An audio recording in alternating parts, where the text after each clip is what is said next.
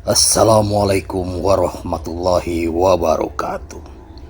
Selamat malam dan selamat datang kembali di channel Garehel. Channel yang akan selalu menyajikan cerita-cerita perihal misteri, mistis dan horor bersama saya, Mamang Goblis.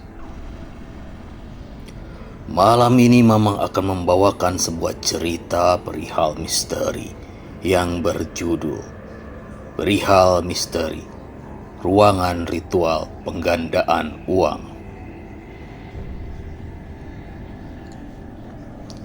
Sebelum itu Mamang mengingatkan dulur-dulur untuk mengaktifkan notifikasi loncengnya biar selalu mendapatkan update cerita terbaru. Dan juga bagikan cerita perihal misteri ini di sosial media dulur-dulur semua. Dan Mamang ingin mengingatkan juga kepada dulur-dulur, jangan pernah tergiur dengan iming-iming atau modus penipuan yang namanya penggandaan uang. Sebab itu hanya tipu muslihat segelintir oknum yang ingin mencari banyak uang dengan cara mudah. Dan jangan sampai kita sendiri yang akan rugi nantinya. Jadi, simak terus ceritanya biar kita semua tahu dan tidak gagal paham. Sudah banyak kasus penipuan dengan modus penggandaan uang terus berulang di tanah air tercinta ini.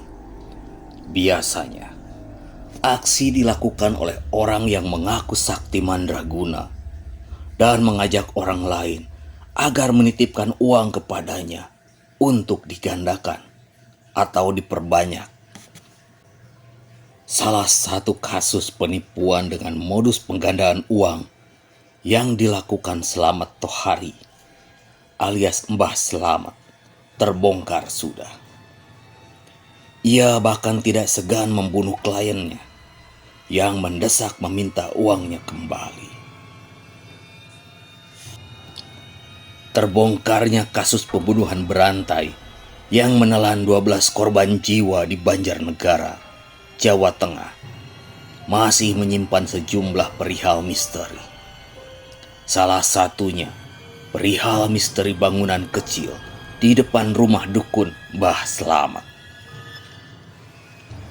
Tempat itu, menurut sang istri, merupakan tempat ritual Mbah Slamet melakukan aksinya menggandakan uang.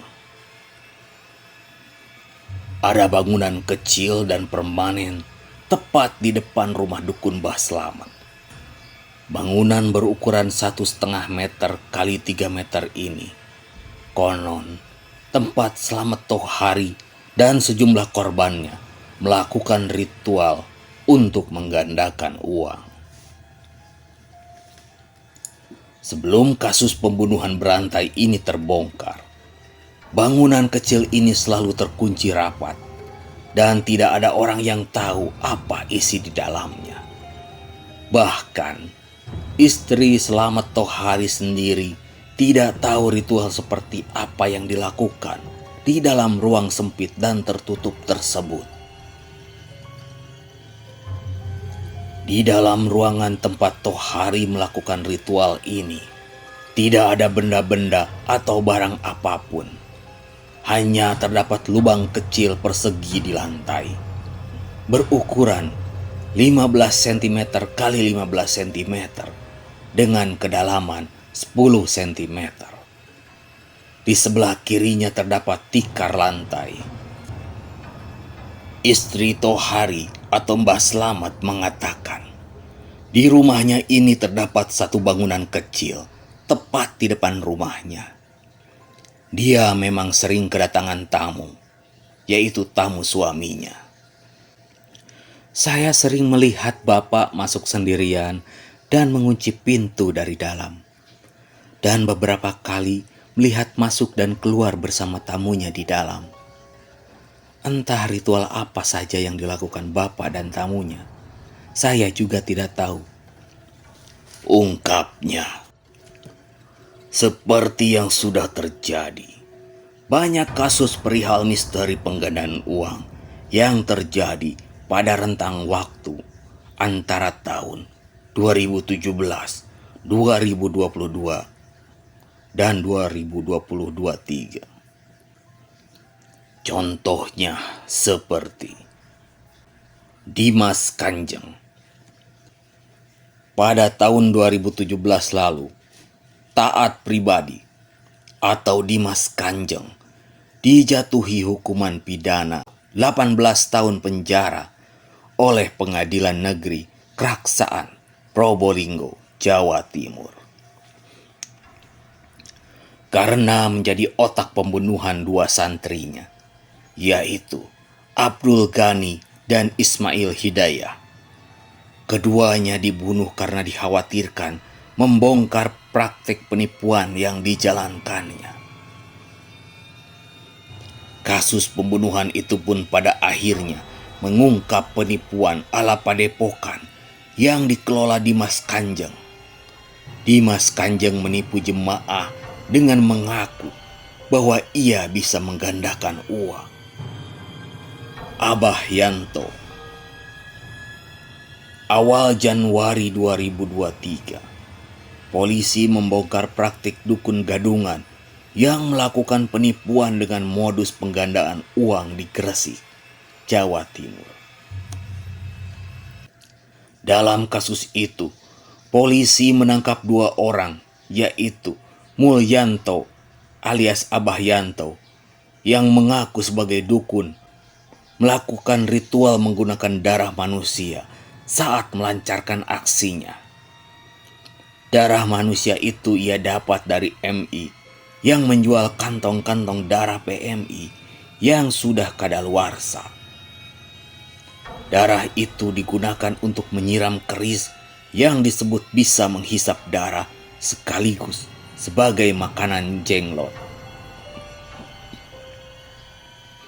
Saat digerebek polisi, Abah Yanto mengaku sudah melakukan praktik perdukunan selama 1 tahun. Praktik itu diketahui polisi dari laporan seorang warga yang jadi korban penipuan Yanto. Wawon CS, Wawon Erawan alias Aki, mengaku-ngaku bisa menggandakan uang. Mayoritas kliennya berasal dari kalangan tenaga kerja wanita. Berdasarkan pernyataan kepolisian, ada 11 TKW yang menjadi korban penipuan Wawon. Namun, aksi penipuan itu justru mulanya terkuak dari temuan jenazah yang jadi korban pembunuhan Wawon bersama komplotannya, yaitu Duloh dan Dede pada akhir 2022. Total, ada 9 orang yang jadi korban pembunuhan berantai Wawon CS. 2 di antara korban tewas merupakan TKW. Mereka disebutkan dibunuh karena menagih duit yang dijanjikan Wawon. Sementara 7 korban lainnya masih merupakan kerabat Wawon CS. Mereka dibunuh karena mengetahui aksi Wawon CS. 9 korban pembunuhan Wawon CS ditemukan di daerah Cianjur, Bekasi, dan Garut, Jawa Barat. Kini Wawon, Duloh, dan Dede telah ditetapkan jadi tersangka pembunuhan berencana dan ditahan. Mereka semua menggunakan metode yang sama, mengaku sebagai orang sakti dengan modus penipuan penggandaan uang yang pada akhirnya harus merenggut banyak nyawa orang lain. Itu tadi cerita perihal misteri ruangan ritual penggandaan uang. Mamang mohon maaf apabila ada salah ucap dan salah kata, atau juga bila ada kritik, saran, dan masukan. Dulur-dulur bisa komen di kolom komentar yang sudah tersedia. Dan jangan lupa juga Mamang mengingatkan dulur-dulur untuk menekan tombol like dan juga subscribe-nya. Biar Mamang tambah semangat lagi bercerita perihal misteri ini. Dan tidak lupa Mamang mendoakan dulur-dulur semua agar diberikan kesehatan selalu, lancar jaya dalam segala hal, diberikan rezeki yang berlimpah, dan diselamatkan di dunia dan akhirat. Amin ya robbal alamin. Akhirul kata, saya Mamang Goblis beserta kru pamit undur diri. Wassalamualaikum warahmatullahi wabarakatuh.